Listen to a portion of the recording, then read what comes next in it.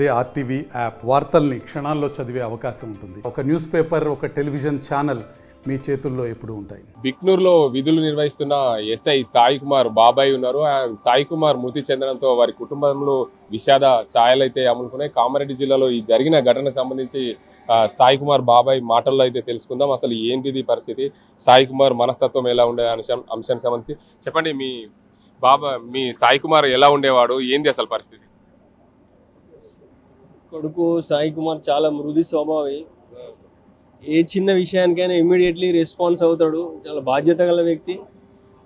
అందులో మంచి investigation officer.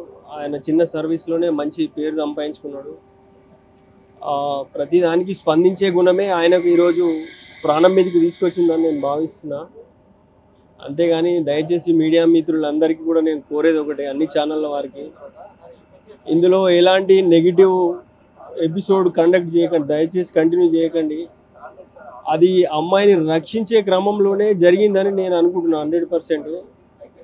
అక్కడ నుంచి ఏదో కాల్ రావడము, వాళ్ళని కొంచెం అక్కడ ఏదో నడిచేసరికి పోయేసి ఆ అమ్మాయిని, ఆ మాటలు వాళ్ళిద్దరి మధ్యలో ఏం జరిగిందో అక్కడ ముందు ఉన్న వాళ్ళ దగ్గర ఆ క్రమంలో అమ్మాయి పరుగున చెరువులోకి పోతే ఆ సేవ్ చేయడానికి చేసే క్రమంలో చనిపోయినట్టు అనిపిస్తుంది. ఈత కూడా పర్ఫెక్ట్గా రాదు కాబట్టి చనిపోయారు. ఇప్పుడు ముగ్గురు ప్రాణాలు పోయినాయి కాబట్టి మేము ఎవరి మీద ఏం ఆరోపణలు చేసే ఆలోచన లేదు. చాలా మృదు స్వభావి, మంచి పేదరికం నుంచి పైకి వచ్చినోడు. ఇంతకంటే ఏం చెప్తాము. సాయి కుమార్ కు ఎంతమంది బ్రదర్స్, ఏంటి? సాయి కుమార్ ఒకడే కొడుకు అండి. ఆయన ఒకడే కొడుకు, మా అన్నయ్య కొడుకు. మేము చిన్నప్పటి నుంచి కూడా బాగా కష్టపడి చదివిండు. బీటెక్ కాగానే ఫస్ట్ అటెంప్ట్లోనే, సింగిల్ అటెంప్ట్లోనే ఉద్యోగం 2018లో సెలెక్ట్ అయ్యిండు. చాలా యాక్టివ్ క్యాండిడేట్. అర్ధరాత్రి కూడా ఎప్పుడు ఫోన్ చేసినా ఇమీడియట్లీ రెస్పాన్స్ ఉంటుంది. ఇప్పుడు ఇదివరకు చేసిన పోలీస్ స్టేషన్లలో కూడా మంచి ఐఓగా గుర్తింపు పొందిండు ఆయన.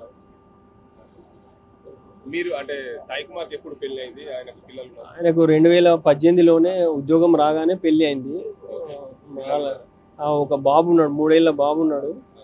ప్రజెంట్ అమ్మాయి కన్సీవ్ ఉంది. ఈ ఘటన పైన మీరు ఏమనుకుంటున్నారు? అసలు మీ ఆలోచన విధానం, అంటే మీ సాయి కుమార్ ఆలోచన విధానం జరిగింది కదా, ఇందులో నెగిటివ్ ఏం లేదండి. అది ఫోన్ కాల్ రావడము, ఇంటికి వద్దామని చెప్పేసి సిఐ గారికి అడిగి ఇంటికి వద్దామని ప్రిపేర్ అయినోడు.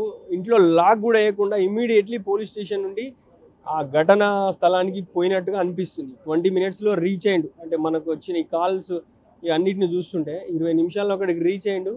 అక్కడ ఏం జరిగిందో తెలియదు. 3 ప్రాణాలు గాల్లో కలిసినాయి. చూసుకోవచ్చు.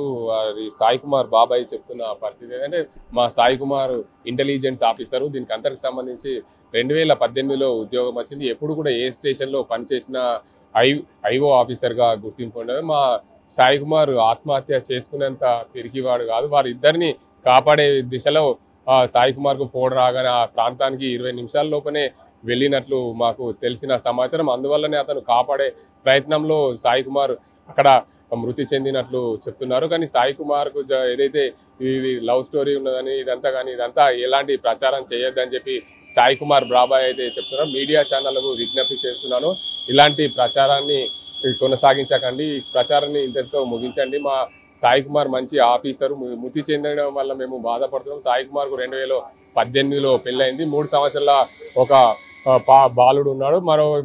ఈ మరికొద్ది రోజుల్లో మరో ప్రెగ్నెన్సీ ఉంది కాబట్టి పూర్తి స్థాయిలో సాయి కుమార్ భార్య ఇక్కడికి రాలేకపోయింది. సాయి కుమార్ మా అన్నయ్యకు ఒకటే కొడుకు. దీనివల్ల మేము చాలా బాధపడుతున్నాం. సాయి కుమార్ లాంటి వ్యక్తిని మేము కోల్పోయామని చెప్పి సాయి కుమార్ బాబాయ్ చెప్తున్న పరిస్థితి. ఇది ఇక్కడ పరిస్థితి. సజీంతో గంగారెడ్డి, RTV నిజామాబాద్. మరిన్ని వీడియోస్ కోసం ఛానల్ ని సబ్స్క్రైబ్ చేయండి. లేటెస్ట్ అప్డేట్స్ కోసం వాట్సాప్ ఛానల్ ని ఫాలో అవ్వండి. ఆ లింక్ డిస్క్రిప్షన్ లో ఉంది.